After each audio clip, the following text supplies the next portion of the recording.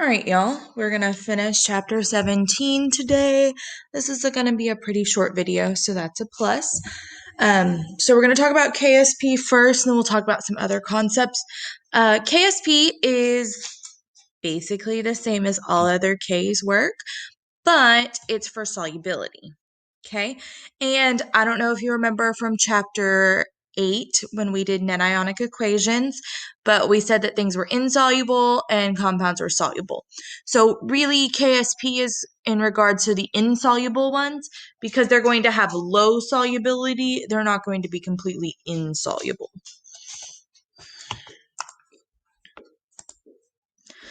All right, so that solubility product constant, or KSP, that's the equilibrium constant for the dissociation. And remember, that means breaks apart of a solid salt. And so here we're always going to have a solid. It will always break into its ions. So there will be nothing on bottom for any KSP problems, and that's because the salt is always going to start off as a solid. Don't forget, though, the subscript needs to be multiplied by the ion. All right, so here's a list of KSPs. I do suggest you take note of this. I'm pretty sure I have a KSP chart, so I'll post that in week 4. So solubility, just remember from before, that's the amount of solute that will dissolve in a given amount at a particular temperature. And the molar solubility, okay, so they're going to call this S, but I would prefer to call it X because we've been calling it X the whole time. That's the number of moles that will dissolve in a liter. And then this is the basic expression, but you don't need to use that. We're going to just do our general ICE tables that we had been doing. And then for the values of KSP to be compared, the compounds have to have the same stoichiometric dissociation, which just means that, like, I can't compare KCl and MgCl2 because they're stoichiometrically, they're not the same. But I could compare KCl and NaCl. Okay, that's what it's talking about. They have to have the same subscripts. All right, so calculate the molar solubility of lead 2 chloride. So we write our dissociation expression. We know then we write our equilibrium expression. I'm just going on so we can get our K value. Hang on, y'all. Calliope. No, ma'am. Sorry, my dog is having herself a good old time. Okay, so they gave us KSP here, and for the next ones, I'll make sure we have it. But they just plug that in, and then they solve. It was 4x squared, or x cubed, so then you got to take the cubed root. Okay, here's our chart. So let's do iron hydroxide now that we have a chart. So again, first thing, write your expression of dissociation, your equilibrium Fe2 plus 2 hydroxides. Okay, so when I do my ICE table, again, it's not starting with anything. This is going to be not S, let's call it X and 2X.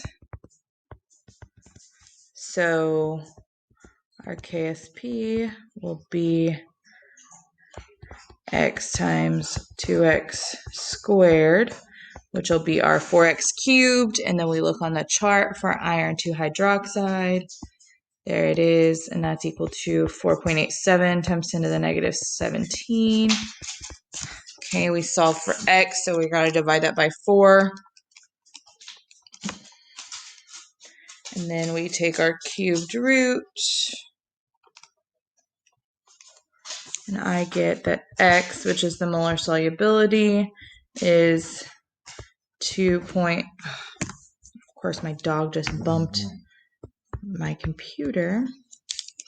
So my decimal looks so bad. Okay, so times 10 to the negative 6 molar. Don't forget that that's a concentration. Okay, just like X was a concentration when we were doing everything else. Okay, sometimes we will add that common ion. This is kind of like with the buffers. So it's the same process. Instead of starting with nothing, we will have something to start with. And it's really quite simple. So don't fret about that. So here we've got it wants the molar solubility of calcium fluoride, but it's giving us sodium fluoride. So again, remember CaF2 is going to break into Ca2 plus 2F minus. Got my ICE table. I'm starting with nothing for calcium, but I'm starting with 0.1 for fluoride. Okay, this is X, 2X. So I've got X and then 0.1 plus 2X. And then I'm hoping it'll give me the K. It's not. Okay, so just remember that there's the K, 1.46 times 10 to the negative 10. Okay, so I've got 1.46 times 10 to the negative 10, and that's equal to Ksp is equal to X times 0.1 plus 2X squared. This is going to be just the same as it was before with our plus and minus X. That's going to go away, okay, because we can approximate. And so I still have to square my 0.1, and it comes out to 0.01, and then that is equal to X once I do that times 10 to the negative 8 molar. Okay, if you have questions, please let me know, but that's our X value. Again, molar solubility is asking for X. Okay, let's do one more. I've got calcium fluoride. That's what it wants the molar solubility of again. So I've got CaF2 is Ca2 plus 2F minus. I've got my ICE table. Now I've got a starting calcium point. So 0.250. And then this is 0. This is X, 2X, 0.25 plus X. And I've got 2X. Okay, so this time I'm still using that 1.46 times 10 to the negative 10 because that's my molar solubility. Not my molar solubility, my Ksp for calcium fluoride. And that's equal to 0.25 plus X times 2X squared. Okay, we can still get rid of our plus X. So this comes out to 4X squared, but then times 0.25, it's just X squared. And then we just square root our 1.46 times 10 to the negative 10. And I get X is 1.21 times 10 to the negative 5 molar. Okay, so adding different common ions changes what's going to happen to our molar solubility. Before we were at 1.46 times 10 to the negative 8, now we're at 1.21 times 10 to the negative 5. All right, so for precipitation, we're going to compare Q to K, and these are super important. Okay, it's kind of the same concept as Q before in chapter 15, but now we're talking about if it'll precipitate or not. So you do need to know all these, super important. So if Q is equal to Ksp, no precipitation happens. If Q is less than Ksp, no precipitation happens because then nothing's coming out. However, if Q is greater than Ksp, a precipitate will happen. Okay, Q is greater than Ksp equals a precipitate. Okay, and then remember, some of those solutions aren't going to precipitate unless they're disturbed, and those specific solutions are called those supersaturated, and we talked about those in chapter 13. All right, so here it's just showing you, yes, precipitation occurs in silver chromate, and then when it's supersaturated, it needs some kind of disturbance. So you could put a crystal in there, or you could shake it. That'll work too. Okay. All right, so now we need to see, does a precipitate form? Okay, and it says a solution containing lead nitrate is mixed with a solution containing lead bromide. So we need to know what will precipitate. So I've got lead nitrate plus NaBr2, NaBr, and that goes to, this is a double replacement reaction, NaNO3 plus PbBr2. Okay, if you need to go back to the solubility rules, I can post a generic solubility rule chart, but all nitrates are going to be soluble, so this lead bromide is going to be the thing that's not. And that's just because lead is a heavy metal, so when it's with halogens, it doesn't dissolve.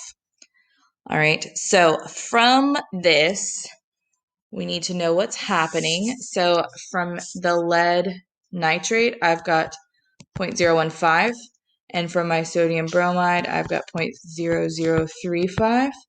But just remember, I need to know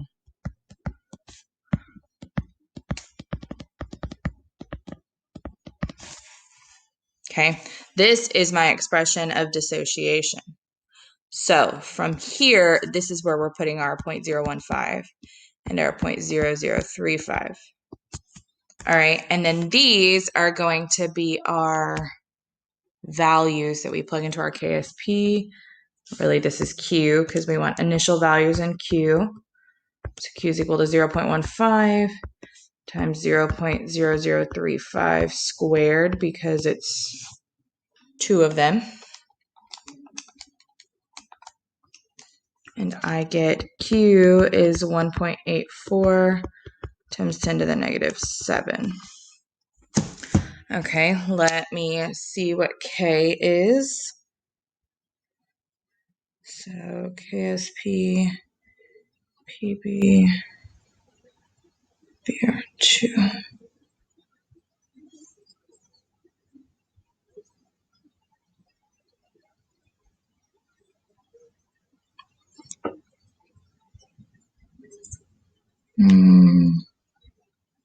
Okay, it looks like KSP is 6.60 times 10 to the negative 6. Okay, so KSP is greater than Q, so Q is less than KSP, so no precipitate.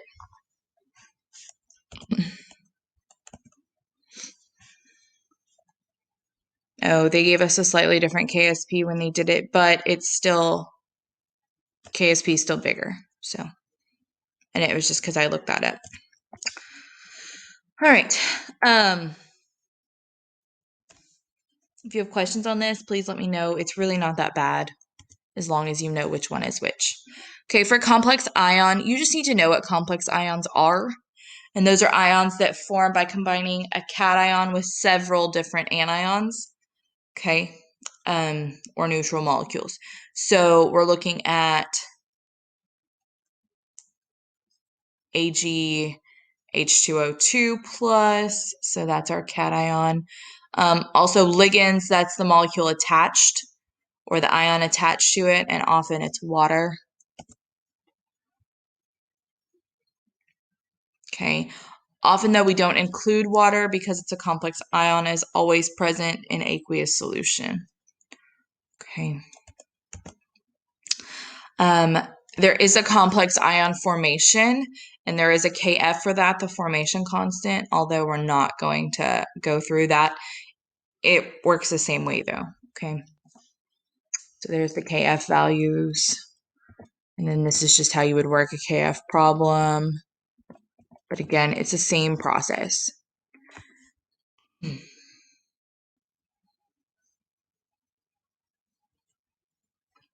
Okay. Don't forget about the word amphoteric. Remember that's something it can act as an acid or a base. And it does indicate that some cations that form amphoteric hydroxides. And really those are those higher level cations like aluminum, chromium, and then some of our transition metals, zinc, lead, and antimony. But I'm not going to ask y'all those questions. You do need to know the general definition of amphoteric. Act as an acid or a base. And that's it. I hope you'll have a great day.